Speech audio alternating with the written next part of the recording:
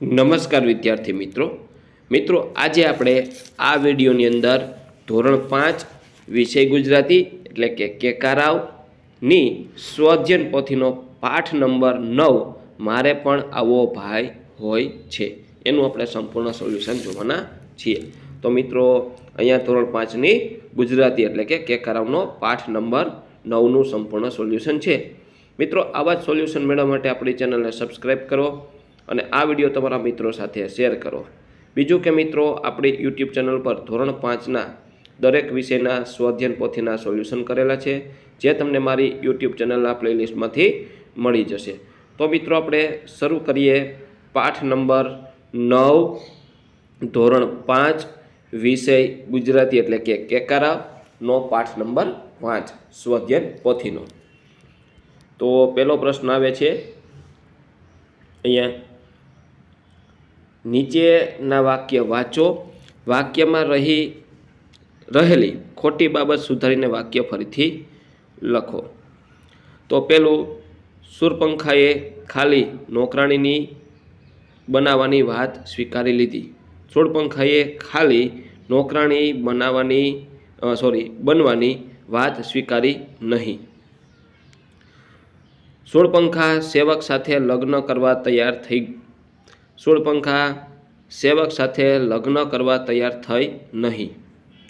લક્ષ્મણે શૂળપંખાના કાન કાપી લીધા। લક્ષ્મણે શૂળપંખાનું નાક કાપી લીધું। ગુરુ વશિષ્ઠજી રાક્ષસોથી રામ લક્ષ્મણને પોતાના આશ્રમમાં લઈ ગયા। ગુરુ વિશ્વામિત્ર રાક્ષસોથી બચવા રામ લક્ષ્મણને પોતાના આશ્રમમાં લઈ ગયા। પાંચમું, લક્ષ્મણ રામ પાસે શસ્ત્રવિદ્યાનો મહાવરો કરતા હતા। લક્ષ્મણ રામથી થોડેક દૂર શસ્ત્રવિદ્યાનો મહાવરો કરતા હતા। ત્યાર પછી પ્રશ્ન 2 આવે છે, નીચે દર્શાવેલ હિન્દી સંવાદનું ગુજરાતી ભાષામાં રૂપાંતર કરો। તો અહીંયા હિન્દી સંવાદ આપ્યા છે, એનું આપણે ગુજરાતી ભાષામાં વર્ણન કરવાનું છે, અનુવાદ કરવાનો છે। તો આપણે અહીંયા નીચે ગુજરાતીમાં જ લખીએ સીધું। લંકાપતિ રાવણ, અરે વાનર તું કોણ છે? કોની તાકાતથી તે વનને ઉજાડીને નષ્ટ કરી દીધું? હનુમાન, હે રાવણ સાંભળ, જેની તાકાત પામીને માર્યા સંપૂર્ણ બ્રહ્માંડના સમૂહની રચના કરે છે, તે મારા સ્વામી રામની તાકાતથી મેં આ કર્યું છે। રાવણ, આપણને આ વાનર મોટો જ્ઞાની ગુરુ મળ્યો છે। અરે દુષ્ટ, તારી મૃત્યુ નજીક આવી ગઈ છે। હનુમાન, હે અધર્મ રાવણ, મૃત્યુ તો તારી નજીક આવી ગઈ છે। આ રીતનું તમારે ફકરાનું વર્ણન થશે, હિન્દીમાં ગુજરાતીમાં અનુવાદ। ત્યાર પછી પ્રશ્ન 3 છે, નીચેના ફકરાનું વાંચન કરી તેના આધારે આપેલા પ્રશ્નોના જવાબ લખવાના છે। તો મિત્રો ફકરો વાંચવાનો છે, સુનિતા વિલિયમ્સનો છે। સુનિતા 5 વર્ષની હતી ત્યારે જે ચંદ્ર પર ઉતરતા નીલ આર્મસ્ટ્રોંગના ફોટા જોયા હતા, બરાબર। આ રીતનો ફકરો તમે સંપૂર્ણ વાંચી લેજો અને ત્યાર પછી આપણે પ્રશ્નના જવાબ લખવાના છે। એમાં પહેલું, નીલ આર્મસ્ટ્રોંગ કોણ હતા? નીલ આર્મસ્ટ્રોંગ ચંદ્ર પર ચાલનારા પ્રથમ માણસ હતા। મરજીવો શું કરે છે? મરજીવો પાણીમાં ડૂબતા માણસને બચાવવાનું કામ કરે છે।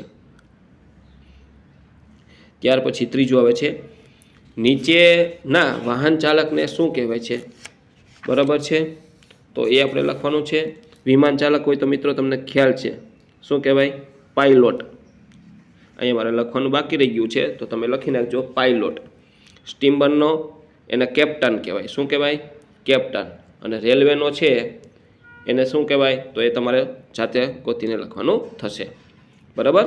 આ રીતના લખી શકો તમે। ત્યાર પછી સુનિતાને શું બનવાની ઈચ્છા હતી? કેમ? સુનિતાને મરજીવો બનવાની ઈચ્છા હતી કારણ કે તે ભણવા કરતાં રમત ગમત અને તરવામાં વધુ રસ હતો।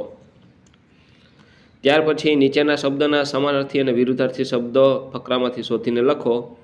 સમાનાર્થી શબ્દ અહીંયા કેળવણી તો શિક્ષણ, શશી તો ચંદ્ર, મુસાફરી યાત્રા, નીરસ તો રસ, વિરુદ્ધાર્થીમાં અભણ તો ભણેલું, છેલ્લું તો કે પ્રથમ। ત્યાર પછી પ્રશ્ન નંબર 4 આવે છે, નીચેના શબ્દનો ઉપયોગ કરીને વાક્ય બનાવો। તો વિકરાળ રસ્તામાં અમને વિકરાળ સિંહ સામો મળ્યો. રાક્ષસે પોતાનું વિકરાળ સ્વરૂપ ધારણ કર્યું. પછી આક્રોશમાં આવીને મમ્મીએ તેની ખૂબ મારી. આક્રોશમાં આવીને મમ્મીએ તેને ખૂબ મારી. ત્યાર પછી આપણને આક્રોશમાં આવીને કોઈ પણ કાર્ય ન કરવું જોઈએ. ત્યાર પછી આવે છે કર્કશ. કાગડાનો અવાજ કર્કશ હતો. કર્કશ અવાજ કોઈને સાંભળવો ગમતો નથી.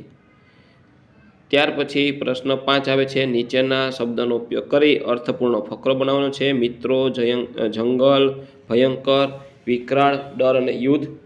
4 મિત્રો ભયાનક જંગલમાં જઈ રહ્યા હતા. ત્યારે તેમને માર્ગમાં ભયંકર પ્રાણીઓનો સામે મળ્યા, પરંતુ તેઓ ડર્યા વગર ત્યાંથી આગળ નીકળ્યા. ત્યાં તેને માર્ગમાં એક વિકરાળ રાક્ષસ મળ્યો. થોડીવાર તેઓ ડરી ગયા જ, પરંતુ પછી હિંમત રાખી આ 4 મિત્રો તેની સાથે યુદ્ધ કર્યું અને રાક્ષસને હરાવ્યો. પ્રશ્ન 6, નીચેના ચિત્રનું તમારા શબ્દમાં વર્ણન કરો. તો મિત્રો અહીંયા ચિત્ર આપ્યું છે, બરાબર? એ ચિત્ર જોઈ અને તમારે એમનું વર્ણન કરવાનું છે. આપેલ ચિત્ર એક જંગલનું છે, જેમાં જંગલમાં એક કાગડો ઝાડમાં ફસાઈ ગયો છે અને રડી રહ્યો છે. બાજુમાં એક શિયાળ પોપટને કાગડાની મદદ કરવા માટે સમજાઈ રહ્યું છે. પોપટ પાસે ઘણા બધા મરચાં પડ્યા છે. બાજુમાં એક સિંહ ત્રાડુકી રહ્યો છે. ત્યાર પછી નીચે આપેલા ફકરામાંથી સમૂહવાચક, જાતિવાચક અને દ્રવ્યવાચક શોધી અને તેમનું વર્ગીકરણ કરવાનું છે. તો અહીંયા સમૂહવાચકમાં આવશે ગામ, મેળો, શહેર, રાજ્ય. જાતિવાચકમાં પર્વત, જંગલ, નદી, બાળકો. દ્રવ્યવાચકમાં સોના, ચાંદી, તેલ, ઘી, કેળા, સફરજન, દ્રાક્ષ અને અનાનસ. ત્યાર પછી મિત્રો પ્રશ્ન નંબર 8 આવે છે, નીચે આપેલા સંવાદમાં રેખાંકિત શબ્દની જગ્યાએ અનુરૂપ અન્ય શબ્દ મૂકીને સંવાદ પૂરો કરો. તો એમાં સંવાદ છે તમારે પૂરો કરવાનો છે. એમાં સંવાદ આપણે શરૂ કરીએ તો, યામિની, હું તેને ઘણીવાર કહું છું પણ તે સમજતો જ નથી. કશિશ, એ ક્યાં નાનો છે કે સમજે નહીં. યામિની, હવે એ ક્યારેય તારી સાથે વિનોદ નહીં કરે. કશિશ, હા દીદી, તમે આક્રોશથી કહેજો. ત્યાર પછી પ્રશ્ન નંબર 9 આવે છે, નીચે આપેલ શબ્દના સમાનાર્થી અને વિરુદ્ધાર્થી શબ્દો આપેલ શબ્દ ચોરસમાંથી શોધીને લખો. તો આ અહીંયા જે રાઉન્ડ કર્યા છે, નીડર ને આનંદ ને, બરાબર, ધૈર્ય ને સ્વામી ને, આ રીતના તમારે શબ્દ શોધીને લખવાના છે. આપણે નીચે શબ્દ લખીએ તો આ રીતના સમાનાર્થી શબ્દ અને વિરુદ્ધાર્થી છે. બહાદુર તો નીડર, સ્વરૂપવાન સુંદર, બરાબર. તો સામેનું વિરુદ્ધાર્થી છે બહાદુર એટલે નીડર તો કે ડરપોક. સ્વરૂપવાન સુંદર કદરૂપું. ખુશી આનંદ તો એનો શોખ. સેવક નોકર તો સ્વામી. ધીરજ ધૈર્ય અને ઉતાવળ.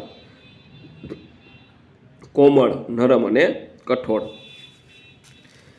ત્યાર પછી મિત્રો પ્રશ્ન નંબર 10 આવે છે, નીચે આપેલા વાક્યના આધારે તમારા મનમાં શું વિચાર ઉદ્ભવે છે તે તમારા શબ્દમાં લખો. પહેલું, સ્કૂલથી પાછા ફરતી વખતે રસ્તામાં 2 યુવકો જોવા મળ્યા. તેમના વાળ હતા, લાંબા વાળ હતા, કાળા ચહેરા અને કપાળ પર પટ્ટી બાંધેલી હતી અને તે હાથમાં કેટલાક ઓજાર હતા. તો જરૂર આ કોઈ ગુંડા હોવા જોઈએ અથવા તે કિડનેપર હશે. તો એવું શું બન્યું કે બરફના પહાડ પર આગ લાગી? તો અહીંયા તમારો વિચાર લખવાનો થશે.